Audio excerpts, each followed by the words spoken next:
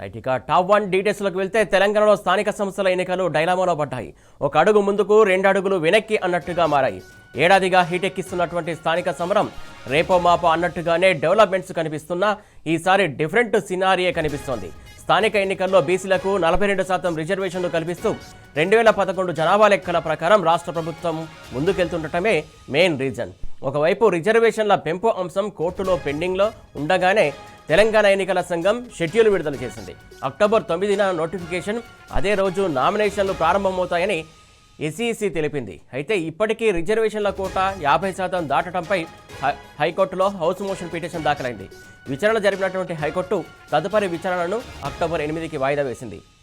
ఈ నేపథ్యంలో October 8న court ఇచ్చే ఆదేశాలే లోకల్ బాడీ ఎన్నికల ఉన్నట్లా లేనట్లా అనేది తేలనుంది.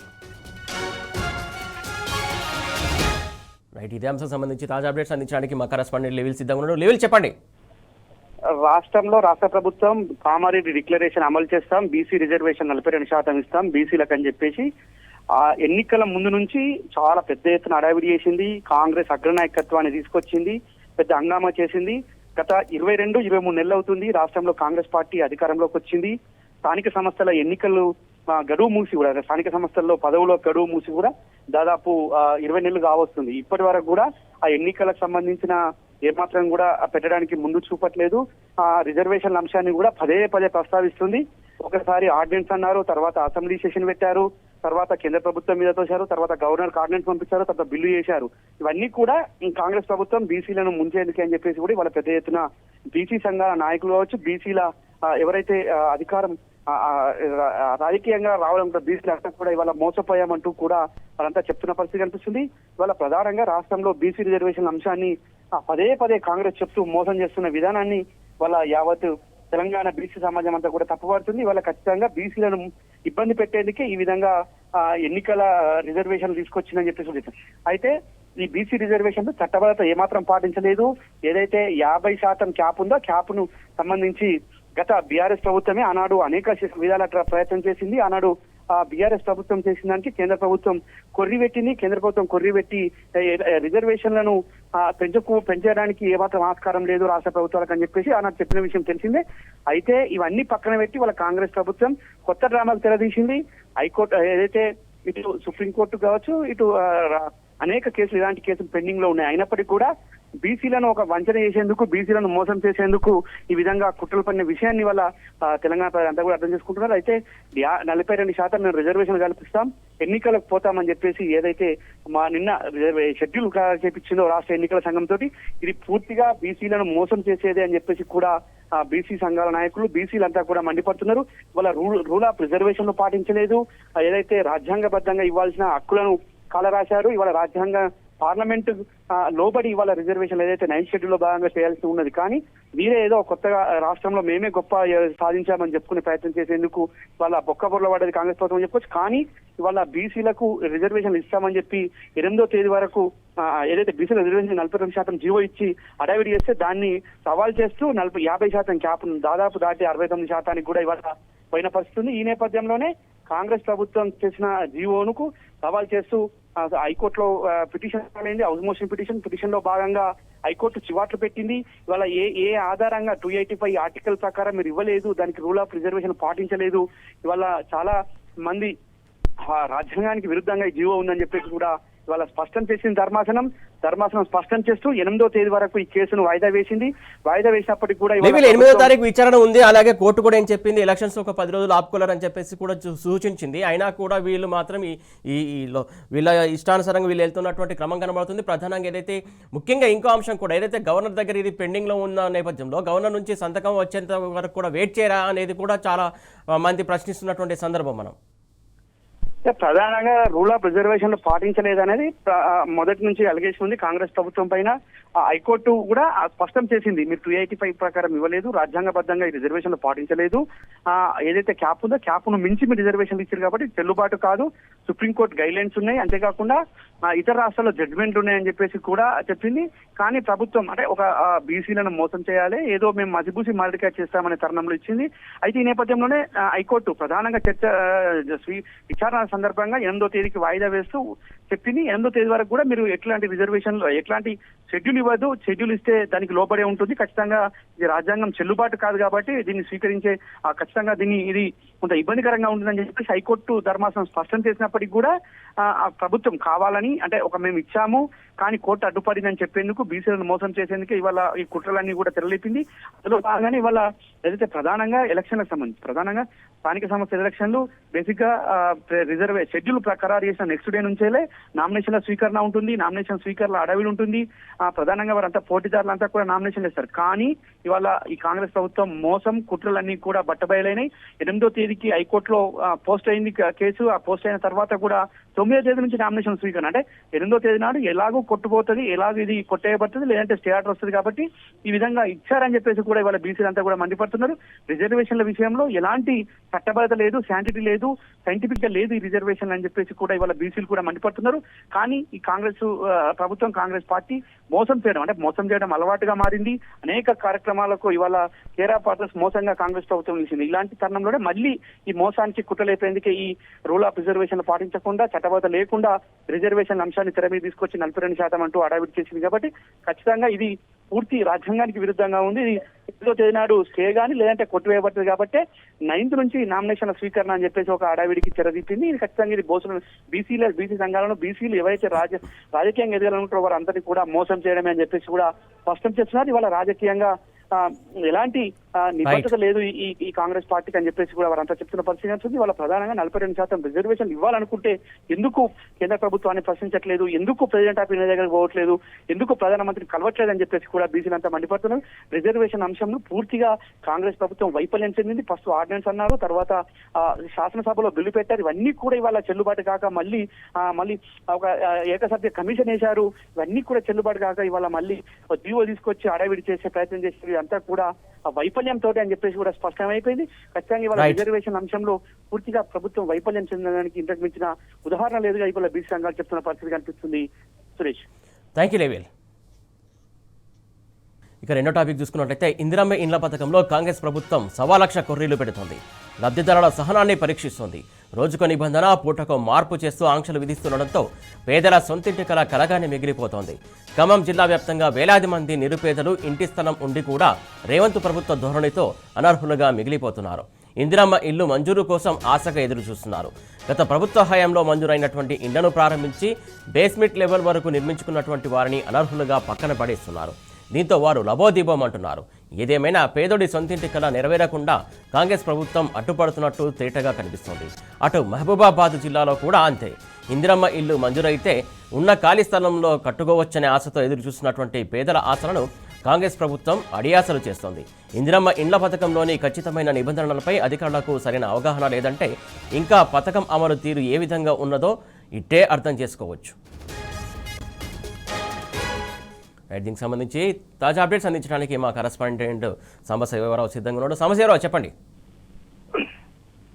సురేష్, ఇందిరమ్మ ఇళ్ల పేరుతో కాంగ్రెస్ ప్రభుత్వం పేదలను మభ్యపెట్టి మోసం చేసే కార్యక్రమానికి శ్రీకారం చుట్టినట్టుగా కనిపిస్తుంది. దానికి రాష్ట్ర వ్యాప్తంగా కూడా అనేక సంఘటనలు బయటకు వస్తున్నాయి. తాజాగా ఇప్పుడు అశ్వారావుపేట నియోజకవర్గ కేంద్రంలో ఉన్నటువంటి నందమూరి నగర్ కాలనీలకు సంబంధించినటువంటి వ్యవహారమే ఒక ఉదాహరణగా చెప్పొచ్చు. బీఆర్ఎస్ పార్టీ హయాంలో నిర్మించి తర్వాత ఎన్నికల కోడ్ రావడం చేత పంపిణీ చేయకుండా మిగిలిపోయిన ఇళ్లను ఇందిరమ్మ ఇళ్ల పేరుతో పంపిణీ చేసేందుకు కాంగ్రెస్ ప్రభుత్వం శ్రీకారం చుట్టింది. దాంట్లో కూడా అవినీతి అక్రమాలు రాజ్యం వెళ్తున్నాయంటూ స్థానికులంతా పెద్ద ఎత్తున ఆందోళన బాట పట్టి అక్కడ ధర్నా కార్యక్రమానికి శ్రీకారం చుట్టారు. అసలు లబ్ధిదారులకు ఇవ్వకుండా ఎవరో పైరవీకారులకు లబ్ధిదారులు కానటువంటి వాళ్లకు ఈ ఇళ్లను కేటాయించేటువంటి ప్రయత్నం చేశారు. అసలు డ్రా తీయాల్సినటువంటి పరిస్థితులు గత ప్రభుత్వ హయాంలో కేసీఆర్ గవర్నమెంట్ నడిచినప్పుడు ఖచ్చితంగా ప్రతి లబ్ధిదారులను కూడా లాటరీ ద్వారా ఎంపిక చేసేవారు. ఎంపిక చేసినటువంటి వాళ్ళకు మాత్రమే ఆ లబ్ధిదారులకు మాత్రమే ఇందిరమ్మ అప్పుడున్నటువంటి డబుల్ బెడ్రూమ్ ఇల్లు కేటాయించేవాళ్ళు. కానీ కేసీఆర్ కట్టే డబుల్ బెడ్రూమ్ ఇళ్లకు ఇందిరమ్మ ఇల్లు అని చెప్పి రంగులేసి మార్చినటువంటి కాంగ్రెస్ ప్రభుత్వం ఇష్టానుసారంగా వ్యవహరిస్తుంది. ఎవరికంటే వాళ్లకు వీటిని దారదత్తం చేస్తున్నారంటూ ఆందోళన చేపట్టారు. అసలు ఆ ఇళ్లలోకి కేటాయింపులు ఎట్లా చేశారో తేల్చాలంటూ పెద్ద ఎత్తున స్థానికులు ఆందోళన బాట పట్టి ప్రభుత్వాన్ని ప్రశ్నిస్తున్నారు. కానీ ఇప్పటి వరకు దాని మీద ఎలాంటి చర్య తీసుకోలేదు. కాకపోతే పోలీసులు మాత్రం అక్కడికి ఘటనా స్థలానికి చేరుకొని ప్రస్తుతం ఎంఆర్ఓ అందుబాటులో లేరు. ఎంఆర్ఓ వచ్చిన తర్వాత దీని మీద విచారణ జరుపుతాం, అప్పటి వరకు ఓపిక పట్టండి అంటూ విజ్ఞప్తి చేయడంతో కాస్త వెనక్కి తగ్గినట్టుగా చెప్పారు. కానీ ఇక్కడ ఇచ్చినటువంటి ఏదైతే అశోరాపేటలో ఉన్నటువంటి డబుల్ బెడ్రూమ్ ఇళ్లు అయితే ఉన్నాయో అవి కేసీఆర్ కట్టినటువంటి ఇళ్లు, వాటిని లాటరీ పద్ధతిలో కేటాయించాల్సింది పోయి ఇష్టానుసారంగా వ్యవహరిస్తున్నారు. కాంగ్రెస్ పార్టీకి నచ్చిన వాళ్లకు, లబ్ధిదారులు కానటువంటి వాళ్లకు ఈ ఇళ్లను కేటాయించారు అని చెప్పి ఆందోళన వ్యక్తం చేస్తున్నారు. తక్షణమే దీన్ని రద్దు చేయాలి. ఎవరైతే అర్హులైనటువంటి పేదలు ఉన్నారో వారిని గుర్తించి వారికి కూడా లాటరీ పద్ధతిలో కేటాయించే విధంగా ప్రభుత్వం చర్యలు చేపట్టాలని డిమాండ్ చేస్తున్నారు. పెద్ద ఎత్తున ఆందోళన కార్యక్రమాలు స్వీకరించారు. జిల్లా వ్యాప్తంగా కూడా చాలా చోట్ల ఇందిరమ్మ ఇళ్లకు సంబంధించినటువంటి అనేక అవకతవకలు ఇప్పుడు బయటపడుతున్నప్పటి పరిస్థితున్నది. చాలా చోట్ల కూడా డబ్బులు డిమాండ్ చేస్తున్నారని కూడా చెప్తా ఉన్నారు.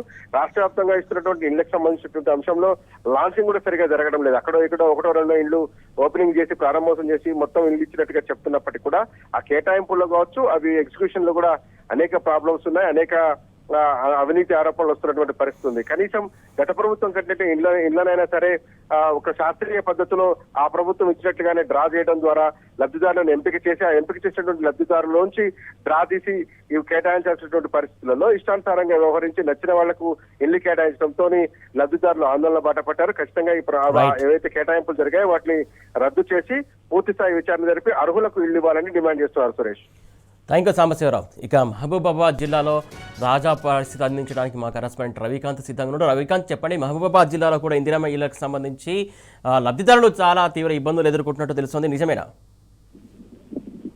కాంగ్రెస్ ప్రభుత్వం అధికారంలోకి వచ్చి 2 సంవత్సరాలు అవుతుంది. అయితే టీఆర్ఎస్ హయాంలోనే కట్టినటువంటి ఇళ్లు ఇప్పటికీ ఇవ్వకపోవడంతో లబ్ధిదారుల ఆగ్రహావేశాలు కట్టలు తెంచుకుంటున్నటువంటి సందర్భం ప్రధానంగా పాలకుర్తి నియోజకవర్గ వ్యాప్తంగా కనిపిస్తా ఉంది. ఇవాళ కూడా మహబూబాబాద్ జిల్లా తొర్రూరు పట్టణ కేంద్రంలో ఉన్నటువంటి దుబ్బతండ సమీపంలో 284 డబుల్ బెడ్రూమ్ల ఇళ్లను టీఆర్ఎస్ హయాంలో నిర్మించారు. ఆ సందర్భంలోనే 2023లోనే పంచాల్సి ఉండగా అప్పుడు ఎన్నికల కోడ్ రావడం వల్ల ఈ ఇళ్లకు సంబంధించినటువంటి పంపిణీ ఆగిపోయింది.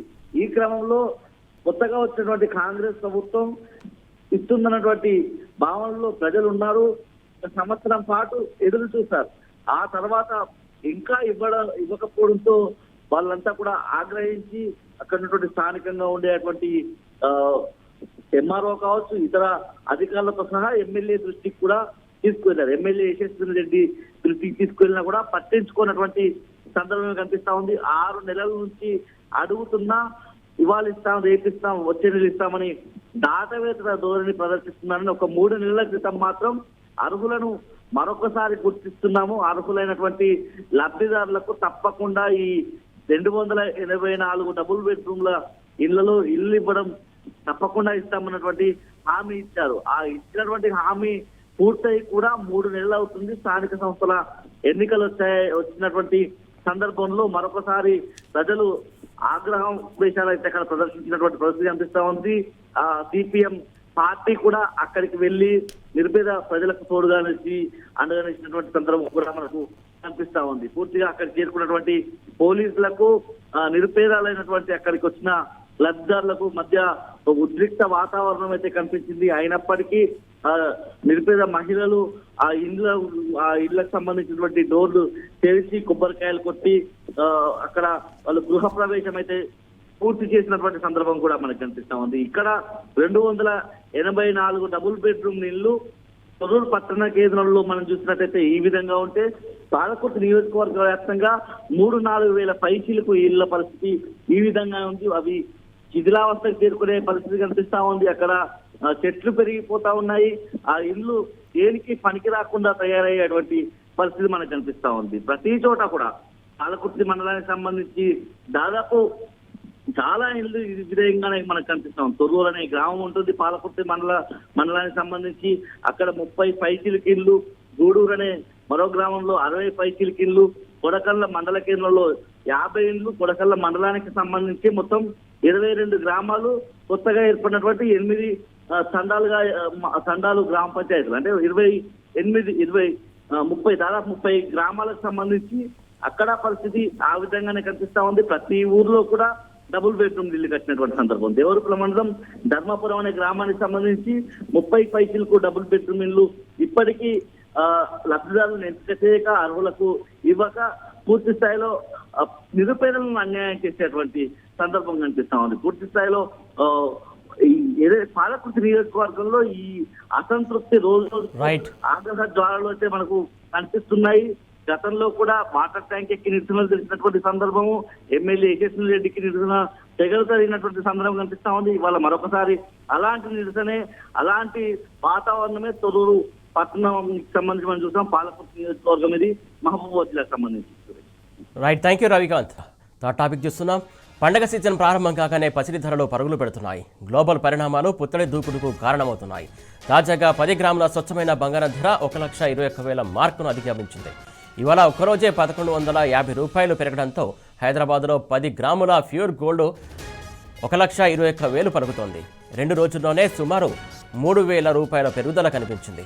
డాలర్ బలహీనపడడంతోనే పసిడి ధరలకు రెక్కలు వచ్చాయని మార్కెట్ నిపుణులు చెబుతున్నారు. అమెరికాలో వడ్డీ రేట్లు మళ్లీ తగ్గుతాయనే వార్తలతో పెట్టుబడిదారులు ప్రత్యామ్నాయ పెట్టుబడిగా బంగారం వైపు చూస్తున్నారు. ఇంకో విశేషం ఏంటంటే 14 ఏళ్లలో ఈ స్థాయిలో బంగారం ధరలు పెరగడం ఇదే తొలిసారి. ఔన్స్ గోల్డ్ ధర $3,900 సమీపంలోకి చేరింది. ఆల్ టైమ్ గరిష్ట రికార్డును తిరగరాస్తూ గత నెల రోజుల్లో 12% పైగా బంగారం ధర పెరిగింది. గ్లోబల్ అనిశ్చితి విధాన నిర్ణయాల్లో అస్థిరత కొనసాగితే బంగారం ధర 2 లక్షల మార్కును చేరుకోవచ్చని నిపుణులు అంచనా వేస్తున్నారు.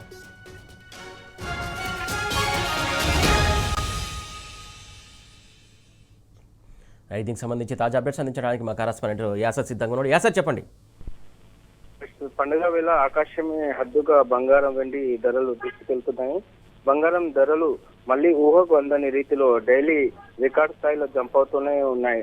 అసలు సామాన్యులకు ఈ బంగారం ధరలు అందని రీతిలో రికార్డులు సృష్టిస్తున్నాయి. ఈ పండుగ సీజన్ వేళ బంగారం ధరలు చూస్తే గుండెలు పగిలేలా ఉన్నాయి. మొత్తానికి ఇవాళ బంగారం ధరలు మనం ఒకసారి చూసుకున్నట్లయితే 10 గ్రాములు 24 క్యారెట్ల బంగారం ధర ఇవాళ 1,150 పెరిగి 1,21,000 పైగా చేరుకుంది. అటు 22 క్యారెట్ల బంగారం 1,11,000 పైగా ఇవాళ ఉంది. ఎట్ ద సేమ్ టైం చూసుకున్నట్లయితే బంగారంకు పోటీగా వెండి ధరలు కూడా ఆకాశాన్ని అంటుతున్నాయి. ఇవాళ కిలో వెండిపై ఏకంగా 1,100 పెరిగింది. దీంతో ప్రస్తుతం కిలో వెండి ధర 1,62,000 చేరింది. మొత్తానికి చూసుకున్నట్లయితే బంగారం వెండి రేట్లు ఒక్కసారిగా భారీగా పెరిగి రికార్డును సృష్టించాయని చెప్పొచ్చు. ఓవైపు పుత్తడి కొనలేక వెండితో సరిపెట్టుకుందామనే సామాన్యుల ఆశలు ఆవిరవుతున్నాయి. రోజు రోజుకు పండుగ సీజన్ లో బంగారం ధరలు ఇంతలా పెరిగిపోతుండటం భారీగా కలవరపరుస్తుందని చెప్పొచ్చు. బంగారం ధర తగ్గితే కొందామని ఎదురు చూస్తున్న వారికి ఇది షాక్ తగులుతుందన్నట్లు తెలుస్తుంది. పండుగ సీజన్ వేళ ఈ ధరలు బంగారం కొనే వారికి బ్యాడ్ టైం అని కూడా చెప్పొచ్చు. మొత్తానికి పసిడి వెండి ప్రియులకు సెప్టెంబర్ మాసం అనేది అసలు కలిసి రాలేదని చెప్పాలి. ధరలు తగ్గుతాయని భావించిన కొనుగోలుదారులు కూడా ఈ నెల తీవ్ర నిరాశను మిగిల్చాయి. ఏదైతే దసరా నవరాత్రుల సందర్భంగా కొనుగోలు పెరగడంతో బంగారం ధరలు భారీగా పెరుగుతున్నాయని అటు విశ్లేషకులు భావిస్తున్న పరిస్థితి ఉంది. మరోవైపు బంగారం ధర ఎక్కువగా అంతర్జాతీయ అంశాలపైన ముడిపడి ఉంటాయి కాబట్టి దేశీయంగా బంగారం డిమాండ్ ఉన్నప్పటికీ ప్రస్తుతం పెరిగిన బంగారం ధరల కారణం మాత్రం అంతర్జాతీయ అనిశ్చితులు మెయిన్ రీజన్ గా చెప్పవచ్చు. ఎందుకంటే వరల్డ్ ఎకనామీలో స్టెబిలిటీ లేనప్పుడు ఇన్వెస్టర్ స్టాక్స్ కు బదులు సేఫ్ ఆప్షన్ కింద బంగారాన్ని పర్చేస్ చేస్తున్నారు. దీంతో ఇంటర్నేషనల్ మార్కెట్ లో బంగారానికి డిమాండ్ బాగా పెరిగి ధరలు పెరుగుతున్నాయని విశ్లేషకులు చెప్తున్న పరిస్థితి ఉంది. ఈ నేపథ్యంలో ఏదైతే భౌగోళిక రాజకీయ అనిశ్చితుల కారణంగా పెట్టుబడిదారులు మరింత సురక్షితమైన ఆస్తిగా భావించే బంగారంపై దృష్టి పెట్టడం దీనికి ముఖ్య కారణం. ఈ డిమాండ్ పెరుగుదల పసిడి రేట్లను అమాంతం పెంచేస్తుంది. అంతేకాకుండా డాలర్ తో పోలిస్తే రూపాయి విలువ తగ్గడం కూడా బంగారం ధరల పెరుగుదలకు మెయిన్ రీజన్ అని చెప్పవచ్చు. అయితే పెరుగుతున్న ధరల కారణంగా ప్రముఖ నిపుణులు కావచ్చు, విశ్లేషకులు కావచ్చు ప్రస్తుత తరుణంలో బంగారం వెండి కొనుగోలును వాయిదా వేయాలని హెచ్చరిస్తున్నారు. అయితే గోల్డ్ సిల్వర్ ధరలు పరుగుల ర్యాలీ ఇప్పట్లో ఆగాదని మార్కెట్ నిపుణులు అంచనా వేస్తున్నారు. Suresh, thank you sir.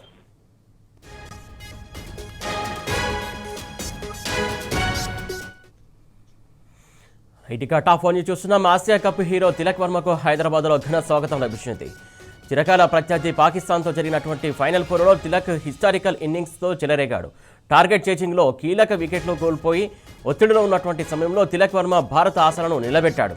Coach Gautam Gambhir నమ్మకాన్ని నిలబెడుతూ కోట్లాది ప్రజలను సమ్మోహనపరుస్తూ ఆకాశమే హద్దుగా ప్రతాపం చూపించాడు. తిలక్ సూపర్ ఇన్నింగ్స్తో ఆసియా కప్ భారత్ 9వసారి గెలవడంతో పాటు పాకిస్తాన్పై ఆధిపత్యం కొనసాగించింది. చరిత్రాత్మకమైనటువంటి ఈ టోర్నీ ఫైనల్లో అజేయుడిగా నిలిచినటువంటి తిలక్ వర్మకు శంషాబాద్ ఎయిర్పోర్ట్లో అభిమానులు గ్రాండ్ వెల్కమ్ పలికారు.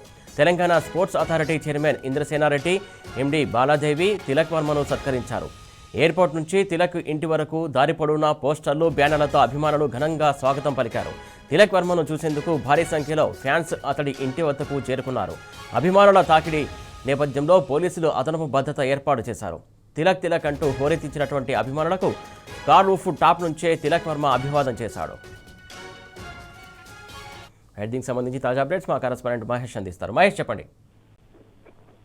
ఆసియా కప్ లో కీలక ఇన్నింగ్స్ ఆడిన టీమిండియా క్రికెటర్ తిలక్ వర్మకు నిన్న శంషాబాద్ ఎయిర్పోర్ట్ లో ఘన స్వాగతం లభించింది.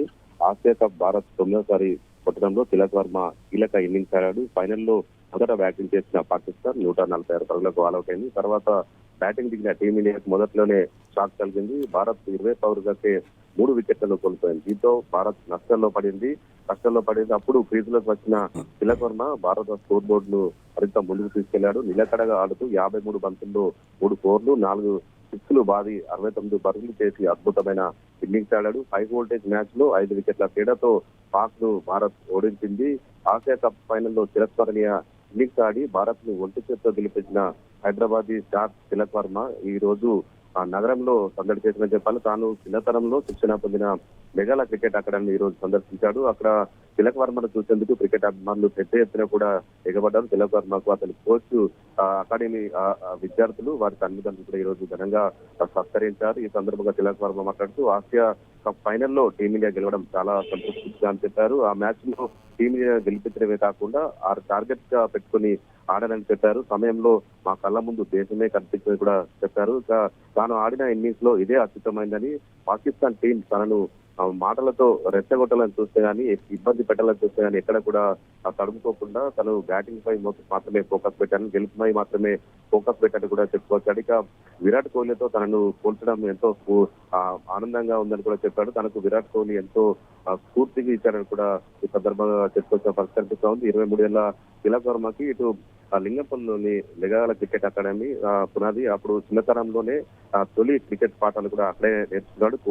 కోచ్ ఆ స్థలం ఆధ్వర్యంలో దాదాపు 11 ఏళ్ల వయసులోనే ఇక్కడ తన ప్రతిభను కూడా తిలక్ వర్మ దాటిన పరిస్థితి. తిలక్ ఇంటి నుంచి రోజు అకాడమీకి దాదాపు 40 కిలోమీటర్లు కూడా ప్రయాణం చేయాల్సి వచ్చేది. ఈ సమయంలో తన కోచ్ దగ్గర తీసుకెళ్లే కూడా ఈ సందర్భంగా తిలక్ వర్మ చెప్పొచ్చే పరిస్థితి కనిపిస్తోంది. టీమిండియాకు ఎంపికయ్యే వరకు కూడా తిలక్ అక్కడే కోచింగ్ తీసుకున్న పరిస్థితి కనిపిస్తుంది. నిన్న శంషాబాద్ ఎయిర్పోర్ట్ అటు స్పోర్ట్స్ అథారిటీ చైర్మన్ కావచ్చు, ఇటు ఇతర అధికారులు కూడా తిలక్ వర్మకు భారీగా ఘన స్వాగతం పలికారు. పెద్ద ఎత్తున కూడా తప్పుల మధ్య కూడా అభిమానులు ఇండియా ఫ్లాగ్ తో కూడా శంషాబాద్ ఎయిర్పోర్ట్ కు చేరుకున్నారు. పెద్ద ఎత్తున ఘన స్వాగతం పలికారు. హైదరాబాద్ బ్రాండ్ కోసం తెలంగాణ ఇమేజ్ మరింత పెంచినందుకు కూడా తిలక్ వర్మకు ప్రత్యేకంగా అభిమానులు అంత ఫోటోలు దిగేందుకు కావచ్చు, సెల్ఫీలు దిగేందుకు కూడా పెద్ద ఎత్తున కూడా ఉత్సాహం చూపారు. Thank you Mahesh.